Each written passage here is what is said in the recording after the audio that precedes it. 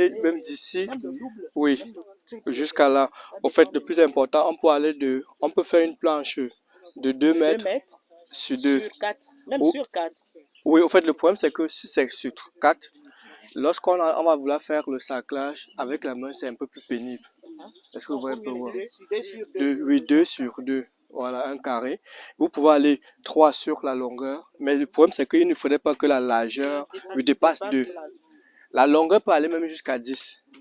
La largeur, il faudrait que ce soit 2 pour que ce soit facile pour vous de pouvoir. Si je suis ici, je sais que ma main arrive si je suis de ce côté, la main arrive de ce côté. Il peut aller comme ça, même 2 sur 10, 2 sur 20. Il n'y a pas de problème. Est-ce que vous voyez un peu? Voilà. Oui, c'est la largeur qui compte parce qu'au moment où je vais faire maintenant le saclage et autres là, il ne faudrait pas que ma main ne puisse pas arriver. Quand on dépasse 2 mètres, c'est beaucoup plus. Voilà. Donc maintenant, on va prendre donc cette largeur et on va prendre cette longueur. On puisse voir comment est-ce qu'on fait la préparation d'une culture comme la carotte. Pourquoi est-ce que je m'intéresse à la carotte? C'est parce que c'est une culture qui est beaucoup rentable au mètre carré. C'est rentable au mètre carré. Donc, quand on fait des cultures carottes, même les cultures de pommes de terre, sont des cultures qui sont très rentables au mètre carré. Et ce sont des cultures dont on a créé trop de mythes dans la tête des gens. Du coup, les gens pensent que ce sont des cultures compliquées à faire. S'il y a une chose que je reconnais, par exemple, au niveau de la culture de carottes, c'est la préparation du sol. Vous avez vu, j'ai été exigeant en termes de hauteur. Parce qu'il ne faudrait pas que lorsque la culture de carottes va aller, il y a quelque chose qui l'obstrue. Parce que c'est à partir de là que vont se former ses racines. Est-ce que vous voyez un peu? Oui. Ici, on a donc déjà une profondeur de 20 cm, c'est bon. On peut avoir donc les carottes qui vont aller en surface. Maintenant, l'autre chose, on va en venir maintenant au niveau du planting. Il y a besoin de 2 personnes. Bon, même une personne peut le faire. Hein. Prends ce bâton. Voilà. Oui. Appuie, puisque c'est la ligne de semis. On veut faire, ouais. Voilà. Oui, c'est bon, c'est bon. Ok, attends. Maintenant, d'une ligne, vous avez vu ça, ça sera la première ligne de semis. On va venir mettre en place nos cultures de... Voilà.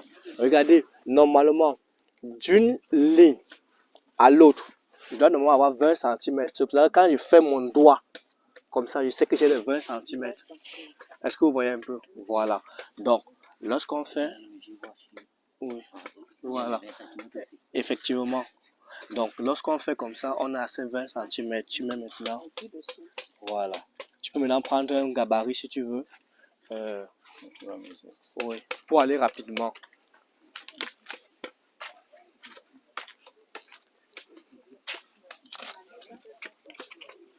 Voilà.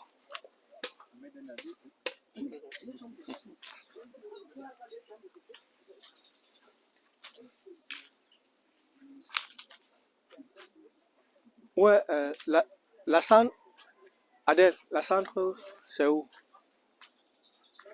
Okay. Oui, c'est très bon.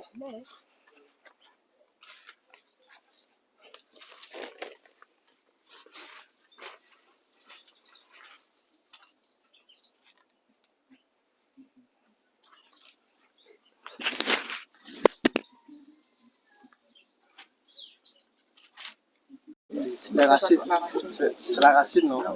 On ne produit pas beaucoup pour ces fruits, pour les différentes racines. Okay. Maintenant, il y a 2 possibilités. Oui. Ok, il y a 2 possibilités. La première possibilité, c'est que dès le semis, je veux que mon sol puisse déjà avoir le phosphore et le potassium. Dès le semis. Je veux que mon sol soit riche en phosphore et en potassium. Et si je veux que mon sol soit riche en phosphore et en potassium, j'ai les éléments que je peux utiliser. La première des choses, c'est la cendre, qui est riche en phosphore et potassium. Qu'est-ce que je fais? Je reste sur la ligne.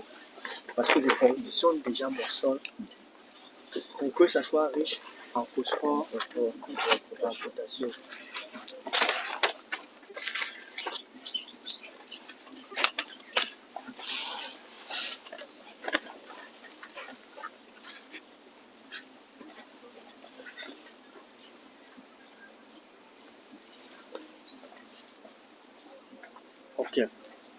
Maintenant, l'une des choses que vous devez savoir, c'est que j'aime toujours donner les alternatives. Ce matin, il y a le café, on connaît le café noir, donc les gens, oui, on vend 150, 250. Petit sachet là. Le matin, il fait le reste, il en prend même petit matin 50. Ah, oublié, tout. Après, on est fait moudre ça. Oui, C'est ce qu'on met dans le filtre là. Vous voyez le déchet là. On appelle ça café moulu. On la fait en poudre parce qu'on récupère souvent. C'est pas les petits sachets qu'on vend chez les vendeurs. Ok, tu vas dans la cafetière.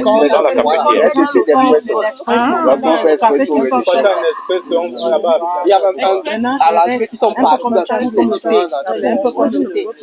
Oui, c'est ça. Ça reste Oui, comme je crois savoir si on voit ou pas, on connaît. Tout le monde connaît. Oui, voilà. En fait, je le dis pourquoi. Parce que c'est un déchet facile à récupérer. Bolo, c'est loin. même chez les gens là, Ce chez les matin, vendeurs là. ce matin, il y a C'est pas le bon café. ils sont dans tous les différents cafés, dans tous les différents coins. Je vous dis même que les machines, il y a Le Nespresso. Voilà. Il faut, monsieur Chemin, il faut bien expliquer parce que, Oui, c'est qui. comme dit la maman, il faut bien expliquer. Parce que les gens vont aller pour le café. Si c'est chez moi à la maison, je ne vais pas aller acheter chez le... Non, tu viens en J'aime pas quantité. demander. Ce que vous voulez comprendre, c'est quoi? C'est Tu connais le café. valoriser le déchet. C'est le déchet qu'on Parce que va... vous comprenez un peu. Le matin, si on allait couper les feuilles de marguerite, non. Est-ce que j'ai dit quelque part qu'on va aller acheter les feuilles de marguerite? Non, c'est un déchet. Ça veut dire que ce que j'attends de vous, c'est que j'ai donné une alternative par rapport au phosphore et au potassium. Je suis en train de vous donner une deuxième alternative.